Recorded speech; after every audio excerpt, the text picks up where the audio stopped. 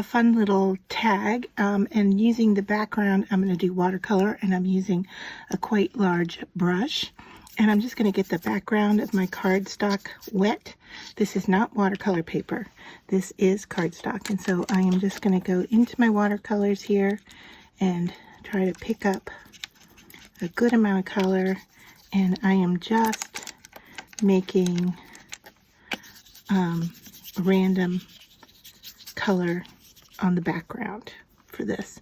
I'm going to use some blues. I'm going to go into, I think, some purples here. And we just really want, you know, a subtle, textured, if you will, background to the card.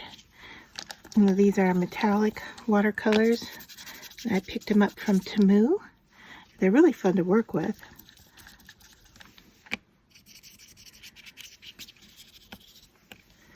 I'm going to go in and grab a little bit darker purple. I've got two different palettes here that I'm working with.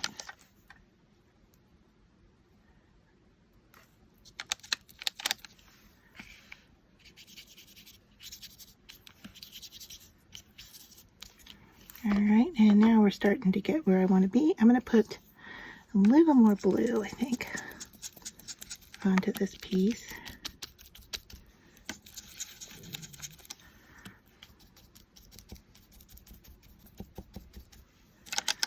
Going with a little different technique here of dabbing instead of swiping.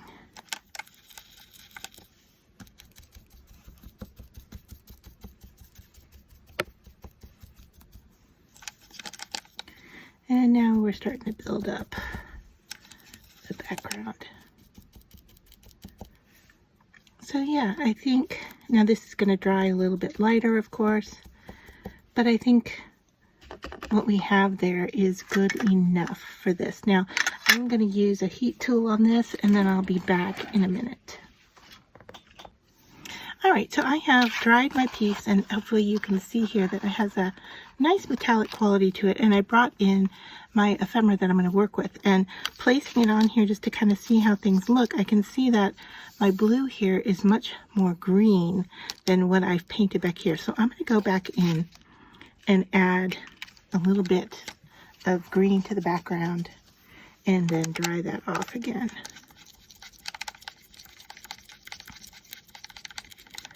So just working up my watercolor there, and let's see if I go in here with a little swirliness, if that's enough to get this color on here.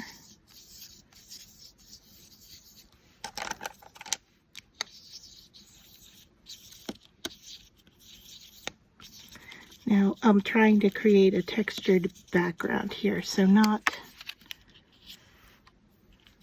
really caring, you know, what my pattern or what it looks like. All right, so I think I'm doing pretty well there. I might even see if I can just paint around the edges here a little bit, kind of antiquing it, if you will, with the green color.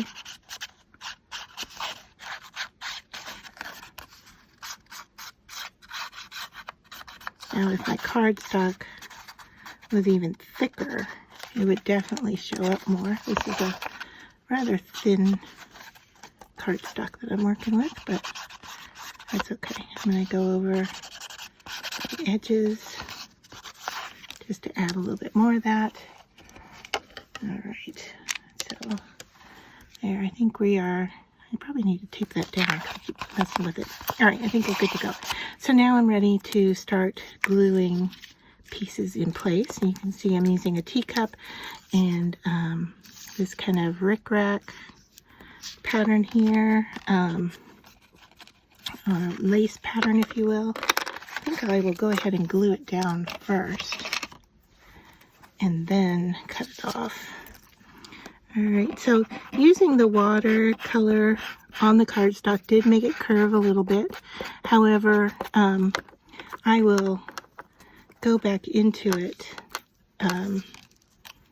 after and press it down. to run off that edge a little bit. And so I'm lining it up right on the edge of my tag there. And then flipping this over, I can use my card stock to show me where to cut. And I can see that I'm off a little bit here, so I'm just going to adjust that and cut that angle. Okay, and now I'm going to add the teacup.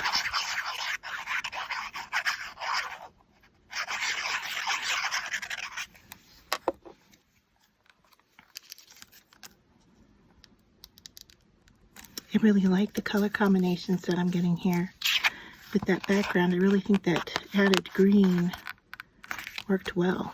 All right. And then my word is enjoy.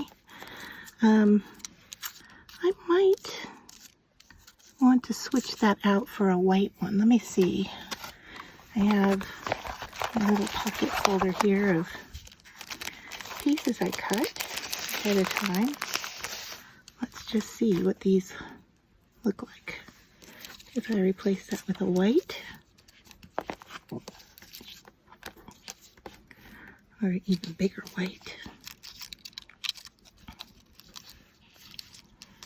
Could go at an angle. It's this big. I don't know, that seems a little too big to me. Let's go back in and try this one. White. Now, just to let you know, I'm going to use a white ribbon at the top, so that would coordinate. Or do I like the blue? I don't think the blue is working, so I'm going to put these back in my little folder.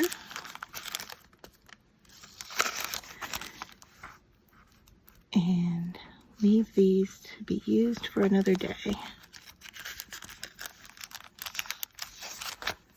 All right, let me set that aside. And then, sorry for bunking into you. I have this little white butterfly. I also have these circles that I could add on here.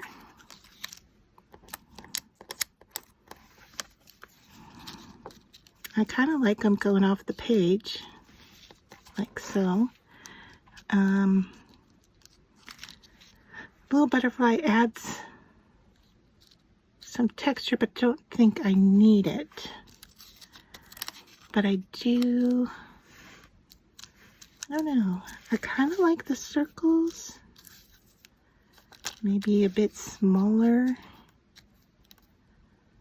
They're the right color. Yeah, so I think what I'm going to do here is use a very minimal amount of these on the tag.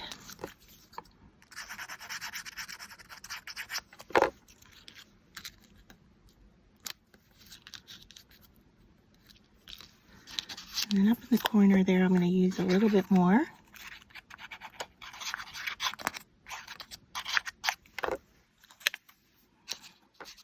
Stick it underneath there. Yeah, I like that. All right, I'll let those dry for a minute while I add some glue to the back of my word.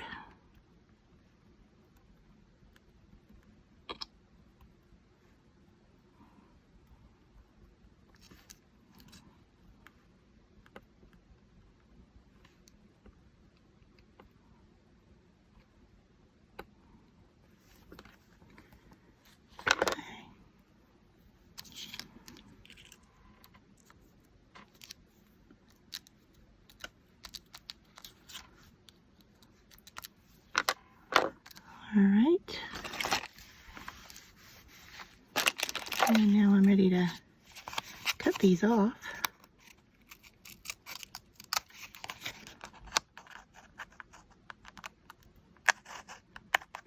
I'm not sure how I'm going to use my tag. So the fact that the back has got paint on it, I'm not worried about it right now.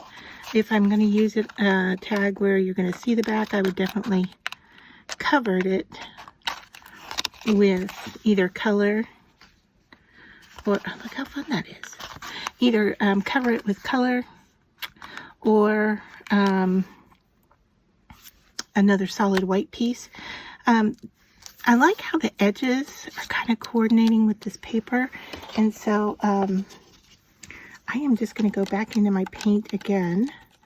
And now that I have this little strip right here, I'm going to go over it as well. Just add that color on top. I know it's subtle and a little teeny bit, but sometimes that's all you need to really enhance what you're doing. I don't think it's going to show up on the green paper because it's very similar in color, but just in case, I'll go over it. Alright, and then we're going to do our ribbon.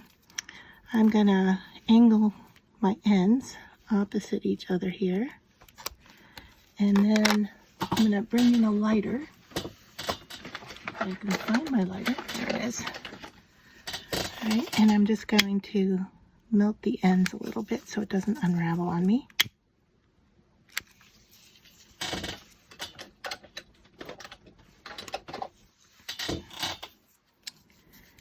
And then all I need to do is take this circle in through my hole there, pull it through, loop it back around and pull the tags through. Alright, and then kind of finesse this. And I like it with the loop on the top of my tag. And so there is my finished tag. Let me know what you think.